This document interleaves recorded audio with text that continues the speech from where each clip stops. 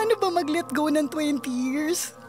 Dearest Chris, alam kong alam mo na hindi ako nauubusan ng sinasabi.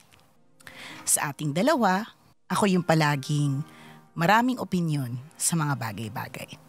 Pero for once in my life, hindi ko alam kung ano yung sasabihin ko. Ganon talaga siguro kapag yung puso nasasaktan.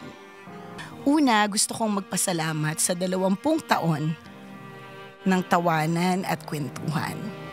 Magkaiba man ang mga personalidad natin, nag-work ng bongga ang tandem natin for 20 years. Nahihirapan akong umusad. Siguro kasi ako yung naiwan. Ako yung nawala ng partner. Ang hirap mong i-let go. Ang hirap i-let go ng tambalan. Paano ba yun? Paano ba mag-let go ng 20 years? Kasi partner, kalahati ng life ko kasama kita. Walang Nicole Ayala kung walang Chris Chuper.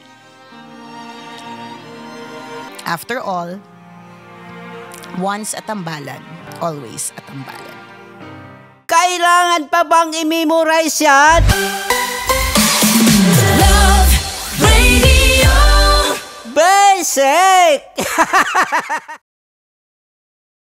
Wow! Enjoy na enjoy sa mga videos namin. Nako, Marami pa niyan dito, kabisyo. Kaya para mas feel good ka, I-like mo ng video na to At mag-subscribe na sa aming YouTube channel! Don't forget to click the notification bell para lagi kang updated sa amin.